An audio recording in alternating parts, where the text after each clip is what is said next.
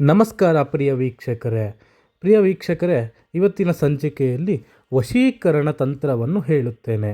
ವಶೀಕರಣ ತಂತ್ರವನ್ನು ಹೇಗೆ ಉಪಯೋಗಿಸ್ಕೋಬೇಕಂದ್ರೆ, ನೀವು ಯಾರನ್ನಾದರೂ ಇಷ್ಟಪಟ್ಟಿದ್ದರೆ ಅವರು ನಿಮ್ಮಂತೆ ಆಗುತ್ತಾರೆ.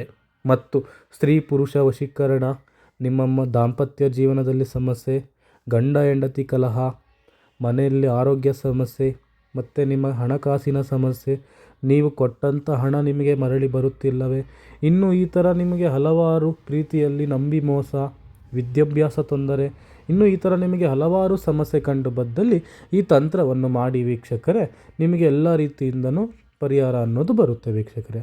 ಬನ್ನಿ ವೀಕ್ಷಕರೇ, ಈ ತಂತ್ರ ಹೇಗೆ ಮಾಡಬೇಕಂದ್ರೆ, ಈ ತಂತ್ರ ಮಾಡುವ ಮುನ್ನ ನೀವು 2 ಮೊಟ್ಟೆ ತಗೋಬೇಕಾಗುತ್ತೆ ವೀಕ್ಷಕರೇ. ಉದಾಹರಣೆ, ನಾನು ಇವಾಗ ಒಂದು ಗಂಡ ಹೆಂಡತಿ ಬಗ್ಗೆ ಸಮಸ್ಯೆ ಬಂದರೆ ಹೇಗೆ ಮಾಡಬೇಕಂತ ಹೇಳ್ತೀನಿ ಕೇಳಿ ವೀಕ್ಷಕರೇ. ಗಂಡ ಹೆಂಡತಿ ಸಮಸ್ಯೆ ಏನಪ್ಪ ಅಂದರೆ, ಇವಾಗ ಮದುವೆ ಆಗಿ 5 ವರ್ಷ ಆಗಿರುತ್ತೆ, ಲವ್ ಮ್ಯಾರೇಜ್ ಆಗಿರ್ತಾರೆ. 5 ವರ್ಷ ಆದ್ರೂ ಸ್ಟಾರ್ಟಿಂಗ್ ಮದುವೆ ಆಗೋ ವಸ್ತ್ರದಲ್ಲಿ 1-2 ವರ್ಷ ತುಂಬ ಚೆನ್ನಾಗಿರ್ತಾರೆ. ಹೀಗೆ ಕಾಲ ಕಳೀತಾ ಏನಾಗುತ್ತೆ, ಒಬ್ಬರ ಮೇಲೆ ಇನ್ನೊಬ್ಬರ ಮೇಲೆ ಪ್ರೀತಿ ಅನ್ನೋದು ಬರಲ್ಲ.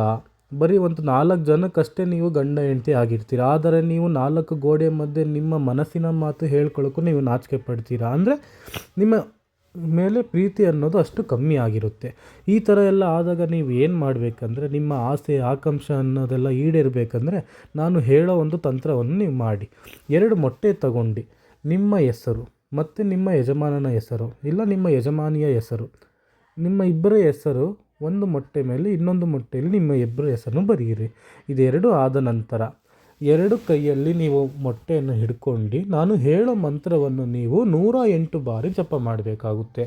ಆ ಮಂತ್ರ ಏನೆಂದರೆ, ಓಂ ನಮೋ ಮೋಹನಾಯ ಸರ್ವಜನ ವಶ್ಯಂ ಕುರು ಸ್ವಾಹ. ಈ ಮಂತ್ರವನ್ನು ನೀವು 108 ಬಾರಿ ಜಪ ಮಾಡಿದ್ದೇ ಆಯ್ತಲ್ಲಿ ನಿಮಗೆ ಎಲ್ಲ ರೀತಿಯಿಂದನೂ ಪರಿಹಾರ ಆಗುತ್ತೆ. ಇದೆಲ್ಲ ಆದ ನಂತರ, ಜಪ ಮಾಡಿದ ನಂತರ ನಿಮ್ಮ ಮನೆ ಸುತ್ತಮುತ್ತಿನ 3ನೇ ಅಡ್ಡದಾರಿಯಲ್ಲಿ ಇಟ್ಟರೆ ಸಾಕು ವೀಕ್ಷಕರೇ. ಎಲ್ಲ ರೀತಿಯಿಂದ ನಿಮಗೆ ಆ ತಾಯಿ ಅನುಗ್ರಹದಿಂದ ಪರಿಹಾರ ಅನ್ನೋದು ಸಿಗುತ್ತೆ. ಇನ್ನು ನಿಮಗೆ ಈ ರೀತಿ ಹಲವಾರು ಸಮಸ್ಯೆ, ನಿಮಗೆ ಗಂಡ ಹೆಂಡತಿ ಸಮಸ್ಯೆ, ವ್ಯಾಪಾರ ಸಮಸ್ಯೆ, ಹಣಕಾಸಿನ ಸಮಸ್ಯೆ, ಸ್ತ್ರೀ ವಶೀಕರಣ, ಪುರುಷ ವಶೀಕರಣ, ಇನ್ನು ಈ ಥರ ಹಲವಾರು ನಿಮ್ಮ ಸಮಸ್ಯೆಗೆ ಕಂಡು ಬಂದಲ್ಲಿ ನಿಮಗೆ ಡಿಸ್ಪ್ಲೇ ಆಗುತ್ತಿರುವ ನಂಬರನ್ನು ಕರೆ ಮಾಡಿ. ನಮ್ಮ ಚಾನಲ್ ಸಬ್ಸ್ಕ್ರೈಬ್ ಮಾಡಿಲ್ಲ ಅಂದರೆ ಸಬ್ಸ್ಕ್ರೈಬ್ ಮಾಡಿ, ಲೈಕ್ ಮಾಡಿ, ಶೇರ್ ಮಾಡಿ. ಧನ್ಯವಾದ.